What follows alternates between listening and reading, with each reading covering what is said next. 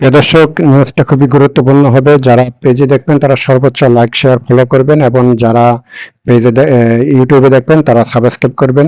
প্রিয় দর্শক, যারা রাশিয়াতে যাবেন বাংলাদেশের থেকে কাজে, তাদের ক্ষেত্রে আমি বলবো যে আপনারা খুব সাবধান, খুব সাবধান। আপনি ওখানে যান, আমি সে কথাও বলতেছি না, আবার আপনি যান না আমি তাও বলবো না, কারণ আপনার টাকা দিয়ে আপনি কোথায় যাবেন সেটা আপনার ব্যাপার।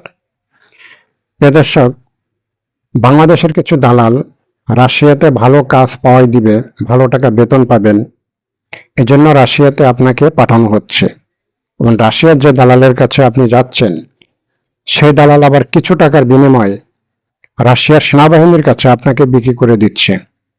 রাশিয়ার সেনাবাহিনী আবার কি করতেছে, 4-5 দিনের একটা ট্রেনিং দিয়ে তারা আপনাকে রাশিয়া এবং ইউক্রেনের যে বর্ডার, সে বর্ডারে আপনাকে যুদ্ধে পাঠাই দিচ্ছে। মানে আপনি কি ওখানে যুদ্ধ করার জন্য গেছেন? আপনি গেছেন ওখানে কাজের জন্য। আমি বাংলাদেশের মানুষ হইয়া আমি রাশিয়ার জন্য কেন যুদ্ধ করব? আমার দেশ যদি কখনো বিপদে পড়ে, আমার দেশের সরকার যদি আমাকে ডাকে, আমি আমার জীবনটা আমার দেশ বাঁচানোর জন্য, আমার জীবনটা আমার দেশের জন্য আমি দেব। আমি রাশিয়ার জন্য, ইউক্রেনের জন্য আমি জীবন দেবো কেন? আর সেখানে আমি যুদ্ধে যাবো বা কেন?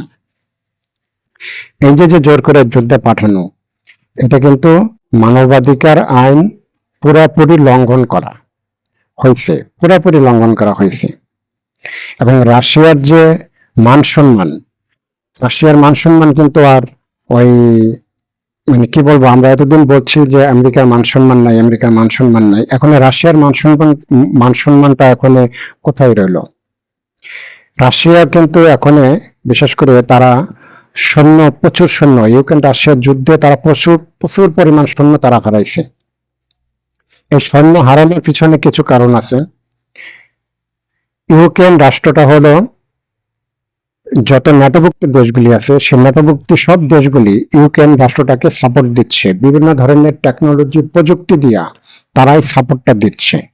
এই যে প্রযুক্তিগত যে যুদ্ধটা, এই প্রযুক্তিগত যুদ্ধের মাধ্যমে রাশিয়া প্রচুর সৈন্য হারাইছে, যার কারণে তাদের আর্মিতে বড় ধরনের একটা সৈন্য সংকটে পড়ে গেছে, যার কারণে তারা এই পথটা বেছে নিয়েছে যে আমি যাচ্ছি রাশিয়াতে কাদের খোঁজে, আমাকে 2-4 দিনের ট্রেনিং দিয়া ইউক্রেন রাশিয়ার বর্ডার আছে, সেখানে যাও, তুমি সেখানে যুদ্ধ করো যেয়া। বাংলাদেশে এরকম ঘটনা, বাংলাদেশের যারা মানুষ তারা যখন রাশিয়াতে গেছে, তখন তারা রাশিয়াতে যখন যুদ্ধে গেছে তখন একটা ক্যাম্পের থেকে তারা একটা ক্যাম্পে 15 জন ছিল, সেখান থেকে 12 জনই মারা গেছে। বাকি যে 3 জন আছে, তারা যে কোনো একটা ভিডিও কলের মাধ্যমে তাদের এই যে সমস্যাটার কথা, এই জিনিসটা তারা নেট দুনিয়াতে তারা ভাইরাল করে দিয়েছে। এই যে তারা যে বাংলাদেশের মানুষ, সেখানে কিন্তু তারা যুদ্ধে যাওয়ার কথা ছিল না, কাজে যাওয়ার কথা ছিল। তাদের নিজেদের ভাগ্যটা পরিবর্তন করার জন্য, একটু আর্থিক সচ্ছলতা ফিরে আনার জন্য তারা সেখানে গেছে কাজে, আর দালালরা সেখানে গেছে যুদ্ধে পাঠাইয়া। এজন্য আমি প্রথমেই বলেছি যে যারা বিশেষ করে বিদেশে চাকরির জন্য যাবেন, বিশেষ করে রাশিয়াতে, আপনারা খুব সাবধান। আমি শুরুতেই বলেছি যে আপনার টাকা দিয়ে আপনি কোথায় যাবেন সেটা আপনার ব্যাপার, রাশিয়াতে আপনি যাবেন কি যাবেন না তাও আপনার ব্যাপার।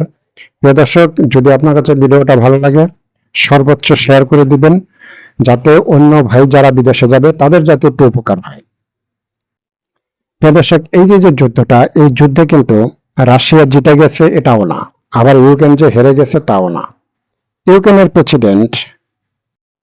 প্রেসিডেন্ট একাধিকবার এই যুদ্ধটা বন্ধ করার জন্য রাশিয়ার প্রেসিডেন্টকে, মানে বিভিন্ন মিডিয়ার মাধ্যমে তিনি বলেছেন যে যুদ্ধের বিষয় নিয়ে ইউক্রেন বসবে, কিন্তু রাশিয়া আর সামনে আসলো না। তিনি একবারে পিছিয়ে চলে গেলেন, ইউক্রেনের সাথে তিনি বসবেন না, নাকচ করে দিলেন। প্রযুক্তিগত যুদ্ধে প্রচুর পরিমাণ সৈন্য রাশিয়া হারাইছে, এইটাই বোঝা যাচ্ছে। প্রচুর সৈন্য তারা হারাই ফেলাইছে। এখন এই সৈন্য সংকট, এখন বিদেশি যারা ভাড়াটিয়া মানুষ যারা ওখানে কাজে যায়, তাদেরকে দিয়ে কি এই 2-4 দিনের ট্রেনিং দিয়ে কি তাদেরকে দিয়ে ওই যুদ্ধের ময়দানে যুদ্ধ কি করা যাবে? আর তারা কি রাশিয়ার সৈন্যদের সাথে ইউক্রেনের সৈন্যদের সাথে কি তারা কুলে উঠতে পারবে যুদ্ধ কইরা? এইটা এক ধরনের, পুরোপুরি এক ধরনের অমানবিক ছাড়া আর কিছুই না, পুরোপুরি অমানবিক ছাড়া আর কিছুই না। তা বিশেষ করে যারা বাংলাদেশের ভাই যারা আছেন, যারা বিদেশে যাবেন, খুব সাবধান এবং বুঝে শুনে আপনারা এজেন্সিকে টাকা দিবেন, এবং যারা দালাল তাদেরকে টাকা দিবেন, খুব বুঝে শুনে দিবেন। তবে এই মুহূর্তে রাশিয়ার কথা আপাতত, ইউক্রেন রাশিয়ার যুদ্ধ বন্ধ হওয়ার আগ পর্যন্ত রাশিয়ার কথা ভুলে যাওয়াটাই ভালো হবে।